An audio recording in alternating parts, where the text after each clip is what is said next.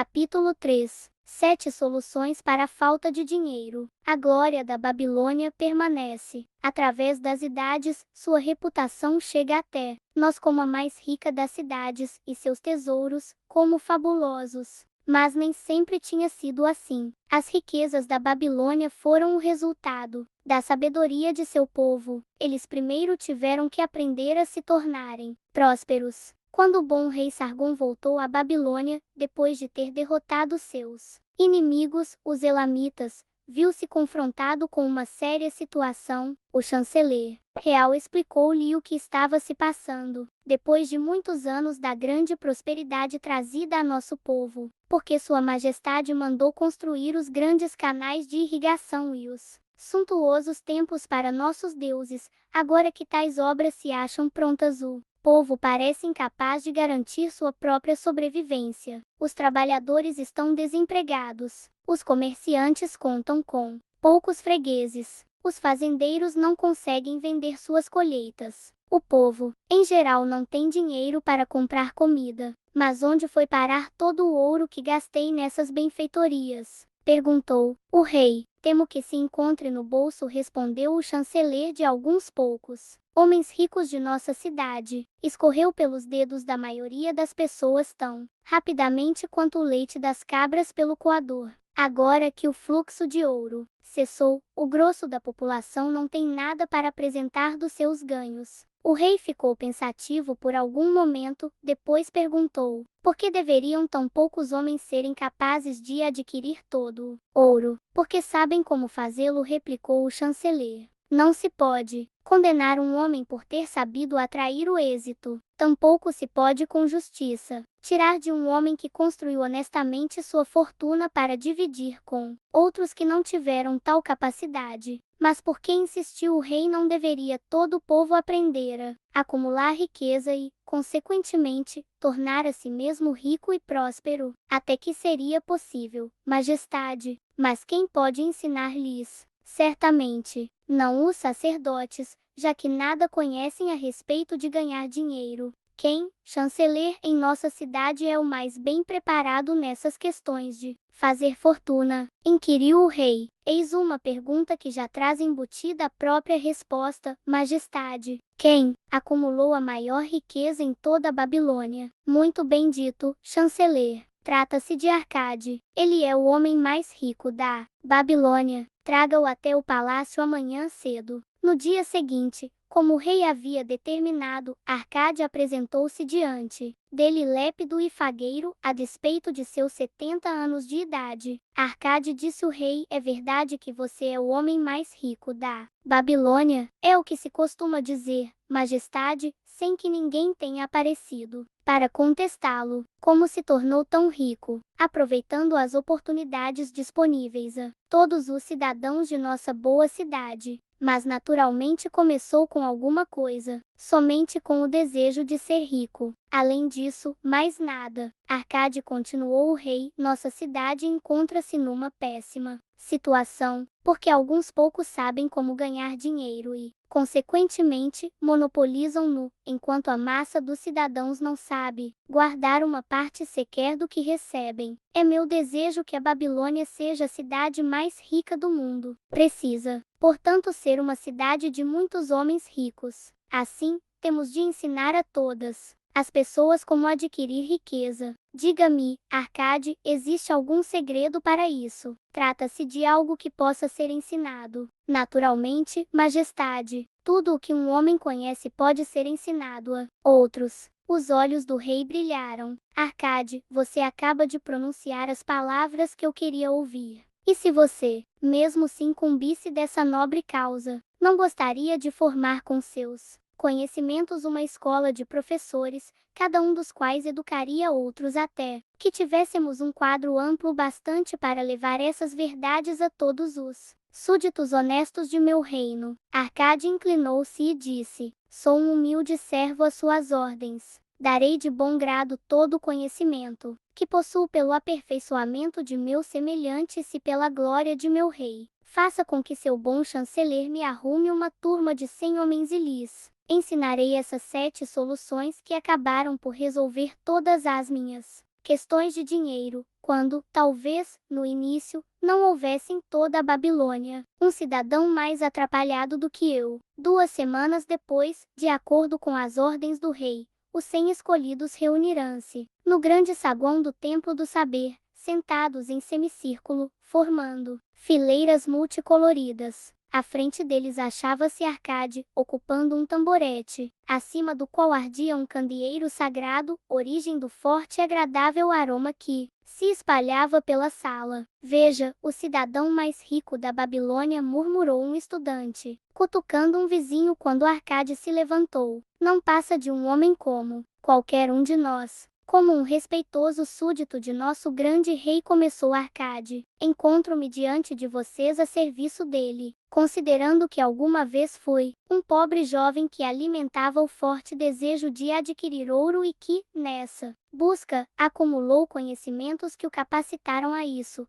Ele determinou que eu viesse até aqui para transmitir a vocês tudo o que aprendi. Comecei minha fortuna de modo bastante humilde. Não tinha maior vantagem do que aquela de que todos vocês e qualquer outro cidadão da Babilônia dispõe. O primeiro depósito de meu tesouro foi uma bolsa já gasta pelo uso. Eu detestava vê-la imprestavelmente vazia. Queria que estivesse gorda e repleta, tilintando ao som do ouro. Por isso, busquei todos os remédios possíveis para conseguir uma bolsa cheia. Achei 7. Assim, explicarei aos que se acham reunidos nesta sala 7 soluções para a falta de dinheiro, que recomendo a todos aqueles que anseiam por bastante ouro. Consagrarei cada um dos dias da semana a um desses remédios. Ouçam atentamente tudo quanto lhes disser. Debatam o assunto comigo. Discutam-no entre vocês mesmos. Aprendam meticulosamente estas lições, para que também possam plantar em suas próprias bolsas a semente da riqueza. Primeiro, cada um de vocês deverá sabiamente construir a própria fortuna. Quando tiverem acumulado competência suficiente para isso,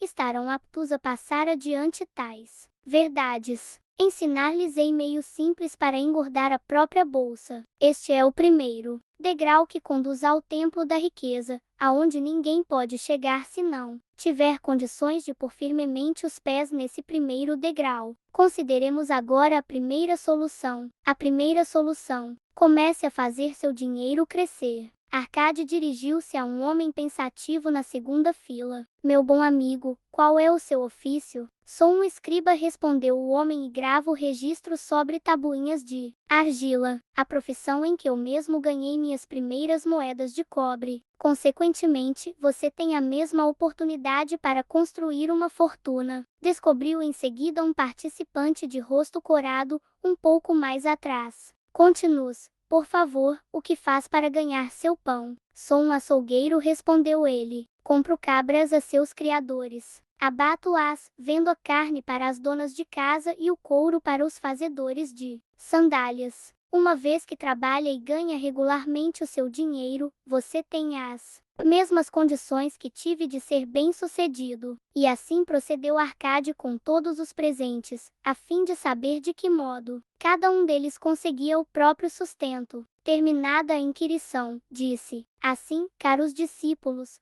podemos ver que existem muitos negócios e ocupações cujo exercício confere às pessoas a oportunidade de obter seus ganhos. Cada uma dessas maneiras de remuneração é uma torrente de ouro da qual o trabalhador pode desviar uma porção para sua própria reserva. Assim, na bolsa de cada um de vocês há um fluxo maior ou menor de moedas, de acordo com a capacidade de cada qual. Concordam com isso? Todos concordaram. Portanto, continuou Arcade, se cada um de vocês quiser construir uma fortuna, não será uma atitude inteligente começar usando essa fonte de riqueza que a pessoa já consolidou. A concordância foi ainda geral. O homem mais rico da Babilônia voltou-se então para um homem humilde, que tinha afirmado ser um vendedor de ovos. Se você separar um de seus cestos e nele colocar toda manhã 10 ovos, daí, tirando toda noite 9 ovos, o que acontecerá finalmente? Com o tempo ele transbordará.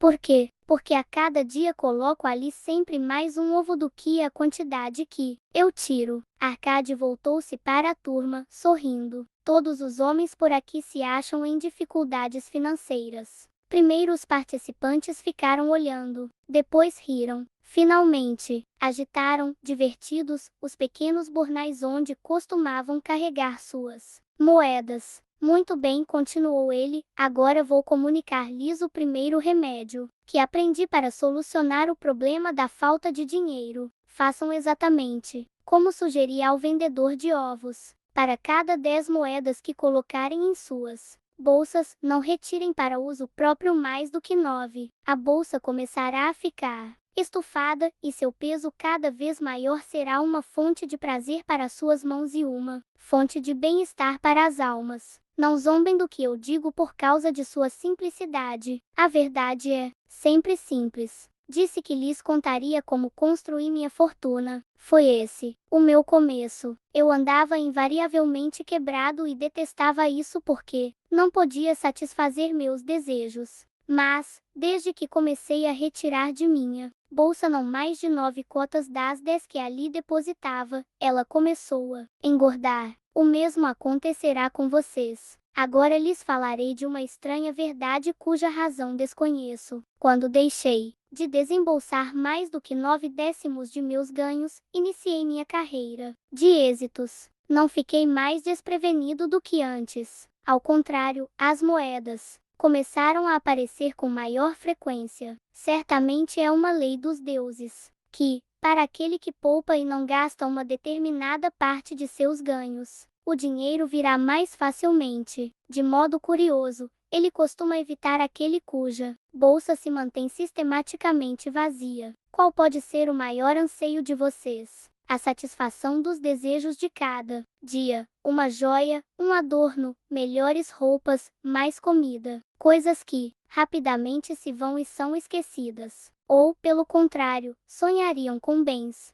mais estáveis, ouro, terras, rebanhos, mercadorias, investimentos que trazem bons lucros. As moedas que vocês usam no dia a dia concedem aqueles primeiros desejos. As que vocês guardam, os segundos. Esta, meus discípulos, foi a primeira solução que descobri para minha falta de dinheiro. Em cada 10 moedas conseguidas de qualquer fonte, não gastem mais do que 9. Debatam o assunto entre vocês. Se alguém puder provar que isso não é verdade, conversaremos a respeito amanhã quando estivermos juntos de novo. A segunda solução: controlem seus gastos. No segundo dia, Arcade dirigiu-se à Assembleia nos seguintes termos. Alguns dos participantes, meus discípulos, fizeram-me a seguinte pergunta: como pode um cidadão guardar 1/10 de todos os seus ganhos, se em geral seus vencimentos mal dão para as despesas necessárias?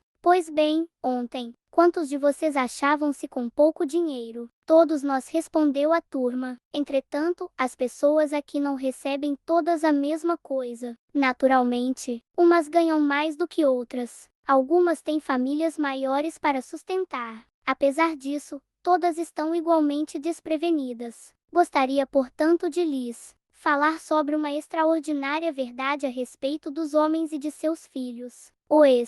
Que costumamos chamar de despesas necessárias, sempre crescerá para tornar-se igual a nossos rendimentos, a menos que façamos alguma coisa para inverter essa tendência. Não confundam despesas necessárias com desejos. Cada um de vocês, junto com suas boas famílias, tem mais desejos do que seus ganhos podem satisfazer. Consequentemente, tudo quanto recebem é despendido para aplacar tais desejos à medida que eles surgem, e ainda assim restam muitos outros que não chegam a ser saciados. Na verdade, todos os homens têm mais desejos do que podem satisfazer. Acham que posso cumprir todos os meus sonhos porque sou rico. Trata-se de uma falsa ideia. Há limites para o meu tempo, há limites para minha energia, há limites para a extensão de minhas viagens, há limites para o que consumo à mesa de refeições. Há limites para os prazeres de minha vida. Garanto-lhes que, do mesmo modo como as ervas daninhas crescem num campo, onde o fazendeiro deixa espaço para suas raízes,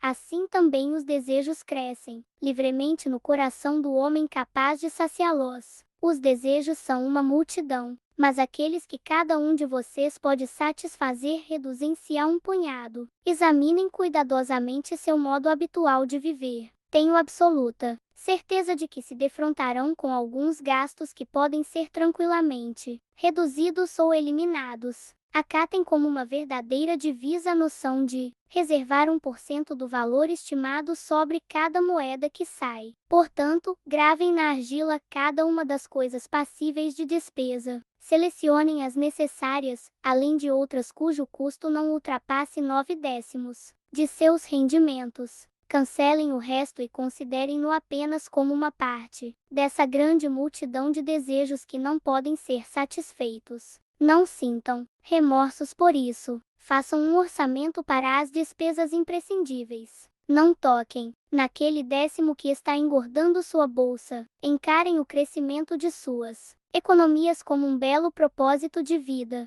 Procurem trabalhar com o orçamento estabelecido, procurem ajustá-lo de modo que funcione em seu favor. Busquem torná-lo um colaborador na defesa de suas crescentes reservas. Nesse momento, um dos estudantes, usando uma roupa vermelha e dourada, levantou-se e disse: "Sou um homem livre. Acredito ser meu direito gozar das boas coisas da vida. Por isso, rebelo-me contra a submissão a um orçamento que determina exatamente quanto devo gastar e em que. Acho que isso eliminaria muitos prazeres de minha vida, tornando-me não muito melhor que um burro de carga." "Quem, meu amigo", replicou Arcade, "determinaria o seu orçamento?" "Eu mesmo faria", respondeu o homem que protestava. "Se um burro de carga fizesse seu próprio orçamento, teria incluído nele joias, mantos e pesadas barras de ouro." "Claro que não. Ele não precisaria senão de feno, grãos e um saco de água para atravessar o deserto. O propósito de um orçamento é ajudá-los a juntar dinheiro. Uma maneira de garantir que vocês consigam o necessário e,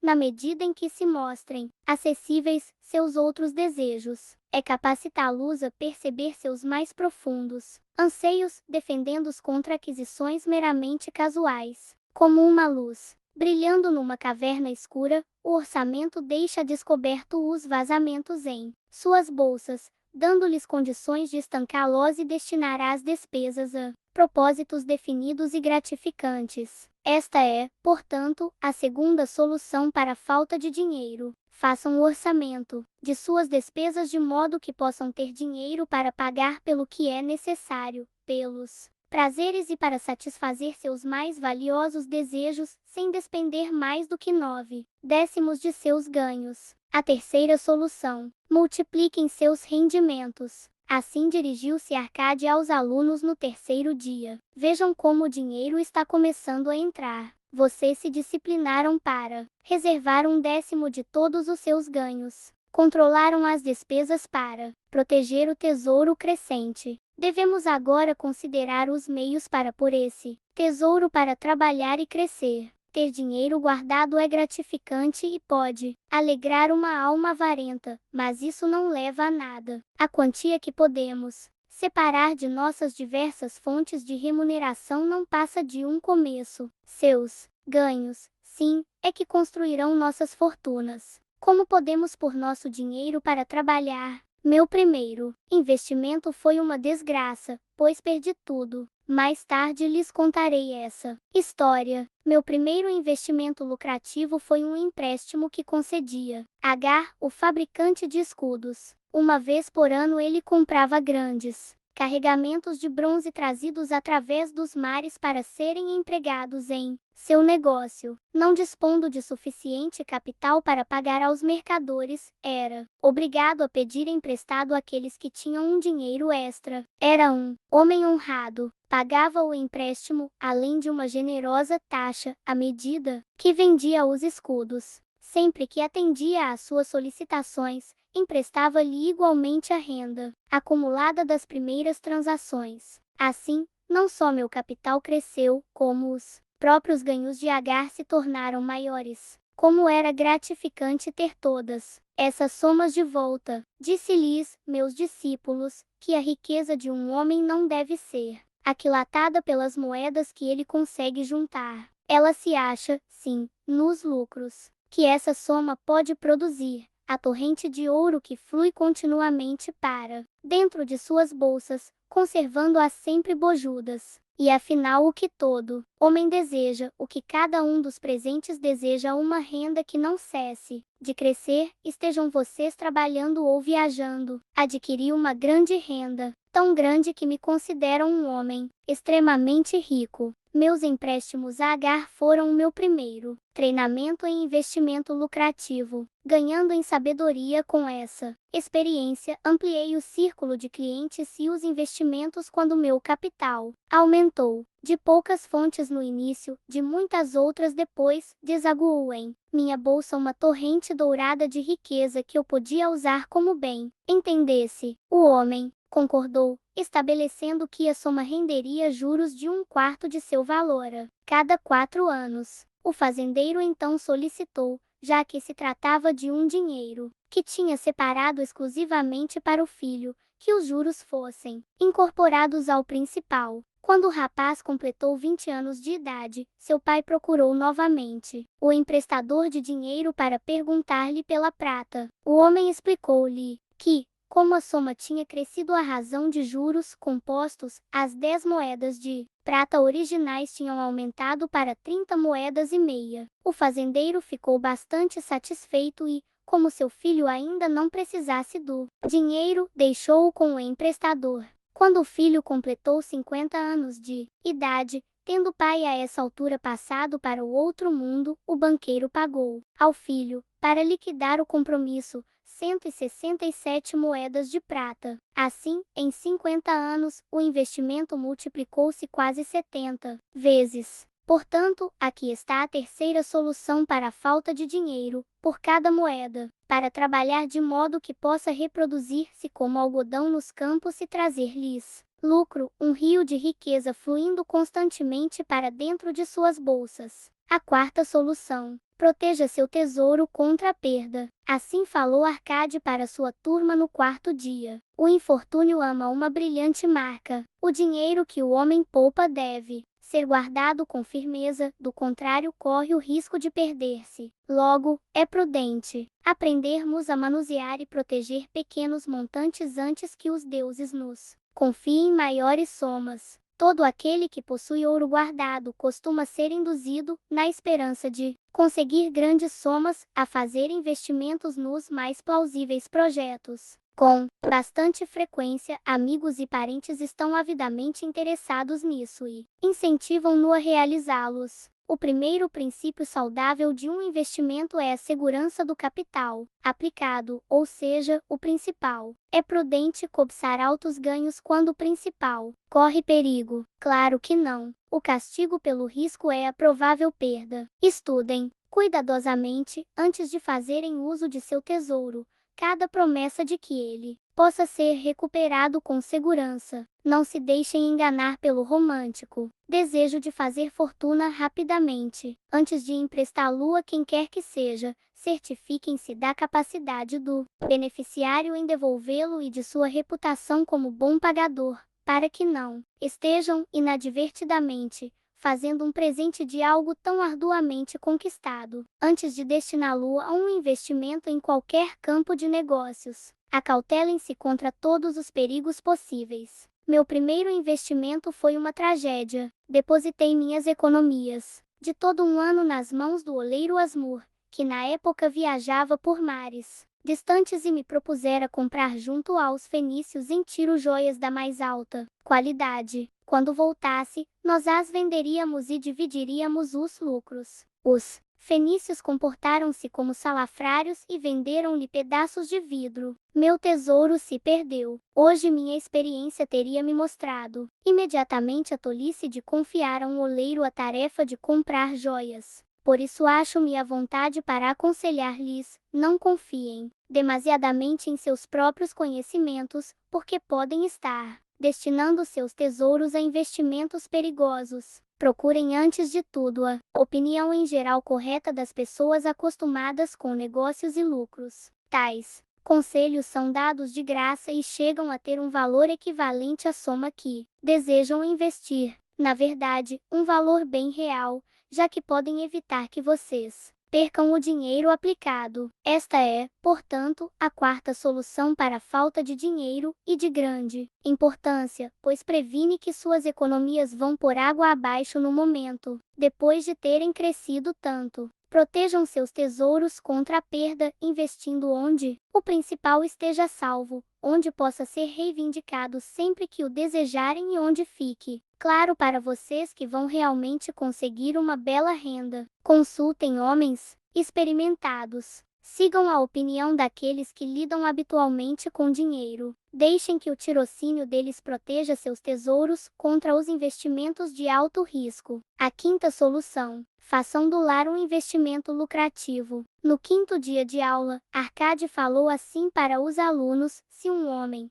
separar 9 partes dos seus ganhos para com elas viver e gozar a vida, e se ainda alguma delas puder ser empregada num investimento lucrativo sem prejuízo de seu bem-estar, então seus tesouros crescerão rapidamente. A maioria dos babilônios mora muito mal com suas famílias. Pagam aluguéis abusivos a rigorosos proprietários em troca de aposentos onde suas mulheres não têm sequer um cantinho para plantar as flores que tanto alegram seus corações, enquanto os filhos não podem brincar senão nas passagens escuras. Nenhuma família pode gozar plenamente a vida a menos que tenha um pedaço de chão, onde as crianças possam brincar ao sol e onde a esposa possa plantar não somente árvores frutíferas, mas também verduras para alimentar os seus. Que homem não se sentiria feliz em poder comer os figos de suas próprias figueiras e as uvas de suas próprias videiras? Ter o seu próprio domicílio, com um pedaço de chão disponível para cuidar e sentir orgulho, dar confiança ao coração e maior ânimo a todos os seus esforços. Por isso, recomendo a todos os homens que tenham seu próprio teto, a fim de contar com um abrigo para si e para os seus. Ter o seu próprio lar não se acha além da capacidade de um homem bem-intencionado. Nosso rei não estendeu tanto as muralhas da cidade que existem atualmente muitas terras não usadas e que podem ser adquiridas por quantias bem razoáveis.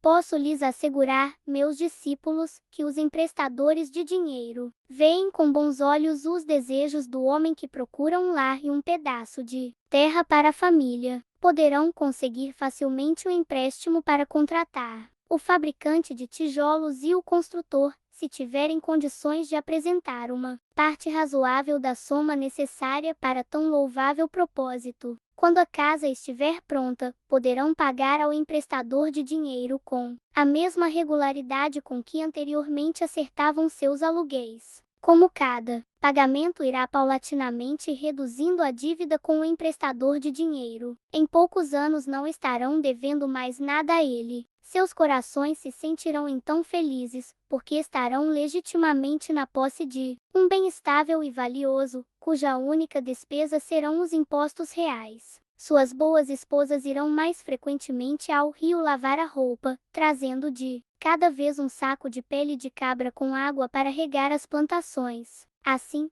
muitas bênçãos recaem sobre o homem que tem sua própria casa, e isso reduzirá em muito suas despesas, permitindo que uma parte maior de seus ganhos possa ser destinada aos prazeres e à satisfação de seus desejos. E aí está a quinta solução para a falta de dinheiro: tenha o seu próprio lar. A sexta solução: assegurem uma renda para o futuro. Arcade começou a sexta aula com estas palavras: a existência de todo homem vai da infância à velhice. Esse é o caminho da vida, e nenhum homem pode desviar-se dele a menos que os deuses o chamem prematuramente para o mundo do além. Por isso digo-lhes que cabe a todo homem providenciar uma renda condizente para os dias futuros, quando ele não for mais jovem, e providenciar que a família não fique na penúria, quando já não puder contar com ele para o seu conforto e sustento. Esta lição lhes ensinará a prover uma bela reserva para quando o próprio tempo os tiver tornado menos capazes de aprender.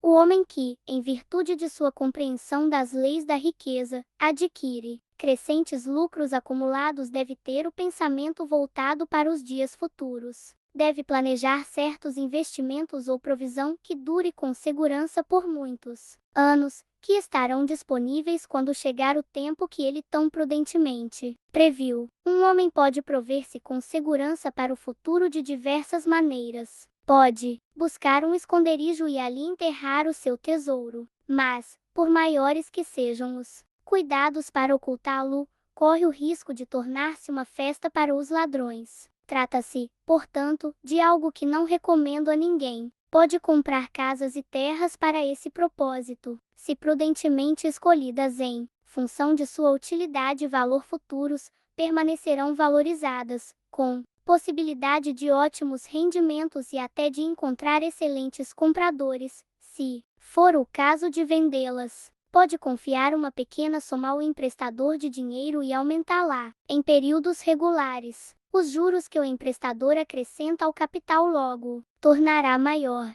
Conheço um fazedor de sandálias, chamado Ansan, que me contou, um dia desses, que todas as semanas, durante 8 anos, confiou a seu emprestador de dinheiro 2 moedas de prata. O homem fez recentemente um cálculo que deixou o fazedor de sandálias na maior felicidade total de seus pequenos depósitos mais os rendimentos à taxa ordinária de 1/4 de seu valor a cada 4 anos atinge atualmente a soma de 1.040 moedas de prata. De bom grado encorajei-o a não parar de investir, demonstrando-lhe, através de meus conhecimentos dos números, que em 12 anos, desde que desse sequência a essa economia de não mais que 2 moedas de prata em cada semana, o emprestador de dinheiro lhe devolveria 4.000 moedas de prata, uma soma que o deixaria tranquilo para o restante da vida. Com certeza, quando um pagamento tão pequeno, feito com regularidade, produz resultados tão lucrativos, só podemos concluir que nenhum homem pode deixar de assegurar um tesouro para sua velhice e a proteção da família, não importa quão prósperos venham se mostrando seus negócios e investimentos. Gostaria de poder falar mais sobre isso. Em meu espírito permanece a crença de que algum dia homens de tirocínio descobrirão uma maneira de o cidadão assegurar-se contra a morte através de pequenos depósitos regulares, assim propiciando uma bela soma à família depois que tivesse de passar para o outro mundo. Vejo isso como algo desejável, digno da mais alta recomendação. Mas hoje, ainda não é possível porque não haveria homem ou sócio com uma duração de vida suficiente para operar tal sistema, que deve ser uma coisa tão estável como o trono do rei. Sinto que algum dia um plano como esse existirá e será uma grande bênção para muitos homens, porque mesmo o primeiro pequeno pagamento tornará disponível uma razoável fortuna para a família dos membros que viessem a falecer.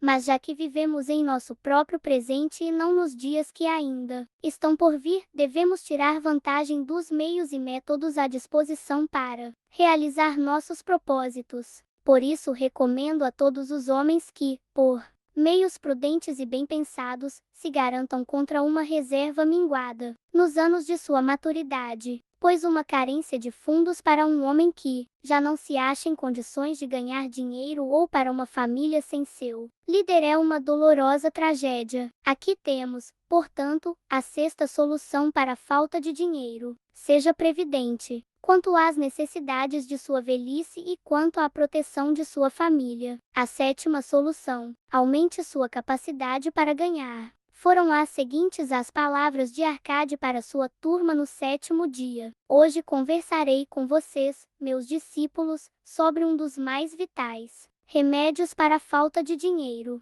Mas o que me interessa hoje é menos o dinheiro do que vocês mesmos, os homens por baixo das roupas multicores que se acham sentados diante de mim. Falarei de todas essas coisas dentro da mente, da vida dos homens que trabalham a favor ou contra o sucesso de cada qual. Não faz muito tempo veio até mim um jovem que precisava de um empréstimo. Quando lhe perguntei por que estava necessitado de dinheiro, queixou-se de que seus ganhos eram insuficientes para custear suas despesas. Em vista disso, expliquei-lhe que, sendo esse o caso, ele era um cliente de risco para o emprestador de dinheiro, já que não lhe sobraria nada para pagar o empréstimo. O que você precisa, meu jovem, disse-lhe eu, é de uma remuneração maior. O que faz para aumentar sua capacidade de ganhos? tudo que posso, respondeu ele. Por 6 vezes em 2 luas procurei meu patrão para pedir-lhe aumento, mas sem sucesso. Ninguém insiste tanto assim.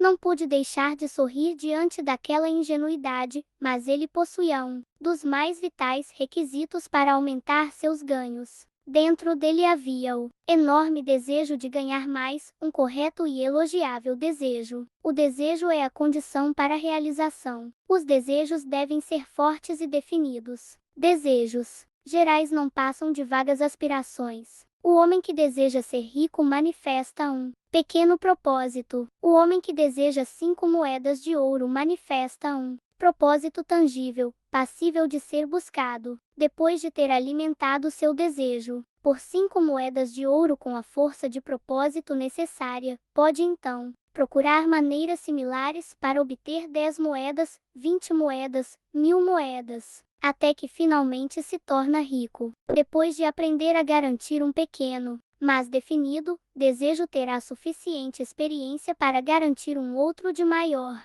amplitude. Este é o processo através do qual a riqueza é acumulada. Primeiro, pequenas somas, depois maiores. À medida que o homem aprende, se torna mais capaz. Os desejos devem ser simples e definidos. Costumam malograr, porém, quando são muitos, confusos ou se acham além da capacidade de um homem realizá-los. À proporção que um homem aperfeiçoa-se em seu ofício, sua capacidade para ganhar dinheiro também cresce. Naqueles velhos tempos em que eu não passava de um pobre escriba, gravando sobre tabuinhas de argila em troca de algumas poucas moedas de cobre por dia, observei que outros trabalhadores produziam mais do que eu e eram mais bem pagos. Por isso, resolvi que seria o melhor em minha profissão. Não demorei muito a descobrir a razão do grande sucesso deles. Comecei a ter mais interesse pelo trabalho, a concentrar-me mais nas tarefas, a ter mais persistência em meus esforços. Com o tempo, poucos homens podiam igualar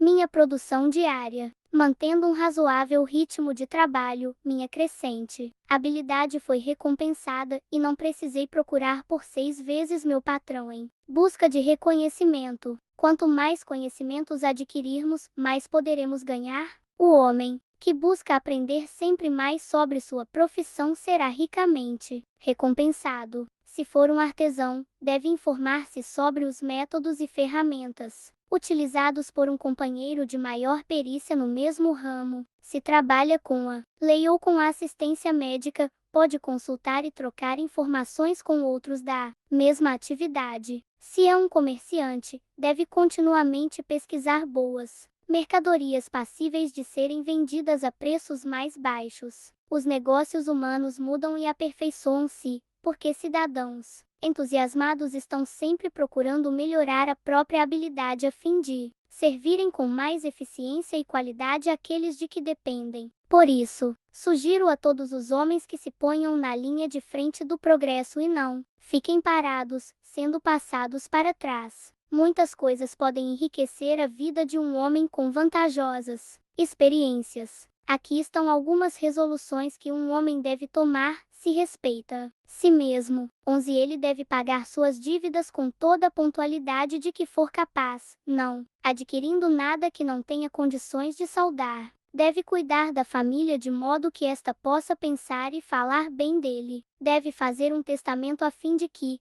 caso os deuses o chamem para si, possa ser feita uma divisão adequada e honesta de todos os seus bens. Deve ter compaixão pelos que sofrem ou foram atingidos pela desventura e ajudá-los na medida de suas possibilidades. Deve ter atenções para os que lhe querem bem. Assim, o 7º e último remédio para a falta de dinheiro é cultivar suas próprias aptidões, estudar e somar conhecimentos, tornar-se mais habilidoso e agir sempre respeitando a si mesmo. Dessa forma, adquirirá suficiente autoconfiança para realizar seus mais acalentados desejos. São essas, portanto, as 7 soluções para a falta de dinheiro, que, em função da experiência acumulada durante uma longa e bem-sucedida vida, julgo poder comunicar a todos os homens que desejam riqueza. Há mais ouro na Babilônia, caros discípulos, do que pode sonhar qualquer um de vocês. Há abundância para todos. Vão e pratiquem essas verdades, para que possam prosperar e enriquecer continuamente, como é de seu direito. Vão e ensinem essas verdades a todos os súditos honestos do reino, para que também eles possam partilhar com liberalidade da ampla riqueza de nossa amada cidade.